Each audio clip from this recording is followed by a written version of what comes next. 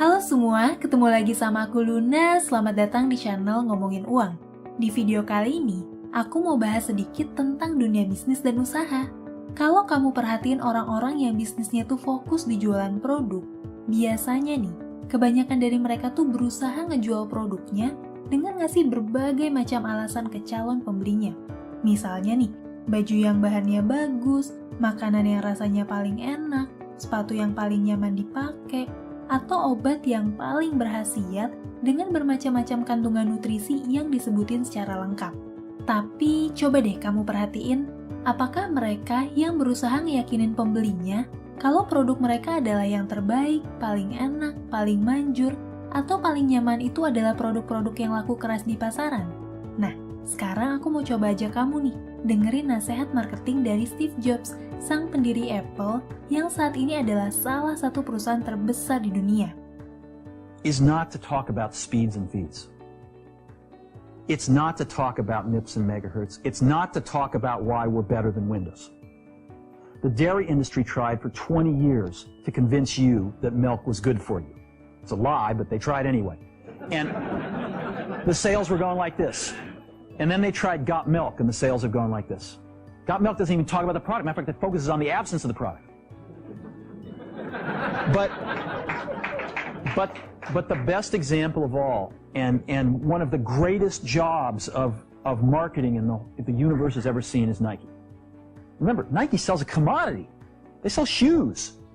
And yet, when you think of Nike, you feel something different than a shoe company. In their ads, as you know, they don't ever talk about the products. They don't ever tell you about their air soles and why they're better than Reebok's air soles. What does Nike do in their advertising? They honor great athletes and they honor great athletics. That's who they are. That's what they are about. Kalau dipikir-pikir, benar juga ya kata-kata Steve Jobs. Nike itu adalah perusahaan yang merajai pasar sepatu dan pakaian olahraga dengan nilai brand sebesar 36,8 miliar dolar. Tapi kok rasanya kita jarang banget ya denger Nike tuh bilang kalau sepatu mereka itu yang paling nyaman, paling empuk, dan materialnya paling kuat. Nike itu justru terkenal dari kampanye branding mereka, kayak Just Do It atau Find Your Greatness. Dan dari kampanye itu, brand Nike itu berkembang sangat kuat dengan asosiasinya terhadap karakter-karakter yang positif, kayak sporty, atletis, kerja keras, bahkan kesan trendy. Dengan kekuatan brand itu, Nike tuh udah nggak perlu lagi nih bilang produknya tuh yang paling berkualitas, materialnya terbaik, atau spek-spek tertentu yang menjual. Karena pihak Nike tuh tahu kalau sebagian besar konsumen tuh nggak beli produk berdasarkan pemikiran yang rasional, melainkan lebih didasari sama keputusan emosional yang didorong sama asosiasi atau persepsi kita terhadap produk tersebut. Kebanyakan orang yang beli sepatu Nike, ya karena brand Nike itu sangat kuat nih asosiasinya sama hal-hal yang mereka sukai. Bisa jadi karakter tertentu, atau bisa juga atlet yang mereka kagumin, kayak LeBron James, Ronaldo, atau Serena Williams. Sekarang kita coba ambil contoh lain kayak Coca-Cola yang merajai pasar minuman bersoda selama lebih dari 100 tahun. Dengan nilai brand sebesar 59,2 miliar dolar. Nah, mungkin gak jarang juga nih, kita dengar kalau minuman lain tuh sering iklan dengan nyebutin khasiat dan kandungannya, kayak minuman beroksigen, mengandung bahan alami, ada kandungan vitaminnya, dan lain-lain. Tapi kok rasanya kita nggak pernah denger ya iklan Coca-Cola yang bilang kalau minumannya tuh paling enak dan paling menyegarkan? Nah, untuk ngejawab itu, ada satu kisah menarik nih dalam sejarah persaingan Coca-Cola melawan Pepsi. Di tahun 1975, Pepsi tuh ngadain kampanye blind test dengan minta orang-orang tuh minum 2 cola tanpa merek dan milih mana yang lebih enak. Hasilnya, lebih banyak orang yang milih Pepsi dibanding Coca-Cola. Ngelihat hasil itu, pihak manajemen Coca-Cola tuh berusaha keras nih bikin formula baru yang lebih enak dibanding Pepsi. Berdasarkan hasil riset internal Coca-Cola terhadap 200.000 orang responden, mereka berhasil nih nemuin formula rasa baru yang terbukti secara blind test lebih enak daripada rasa original dan juga lebih enak dari Pepsi. Produk baru itu tuh dinamain dengan The New Coke. Hasilnya gimana? Ternyata bukannya produknya makin laku, malah sebaliknya. Banyak konsumen Coca-Cola tuh yang protes keras dan minta Coca-Cola supaya ngembalin rasa Coca-Cola yang original. Protes itu tuh bener-bener besar. Bahkan, kantor Coca-Cola tuh sampai nerima ribuan telepon setiap hari yang berisi protes supaya Coca-Cola tuh segera menghentikan produksi New Coke dan balik lagi ke rasa yang dulu. Loh, kok bisa gitu ya? Padahal kan udah terbukti secara blind test kalau rasa New Coke itu lebih enak dibanding Coca-Cola yang original. Nah, seorang peneliti neuromarketing bernama Dr. Terry Wu tuh pernah bilang, konsumen tuh beli Coca-Cola bukan karena rasanya, tapi karena hubungan emosional konsumen dengan brandnya. Brand Coca-Cola yang udah beredar selama lebih dari 100 tahun, ternyata udah melekat sangat erat di dalam memori para konsumennya. Brand Coca-Cola tuh nggak sebatas pada rasa di lidah doang, tapi juga pada pengalaman emosional yang terbangun di dalam memori banyak orang selama puluhan tahun.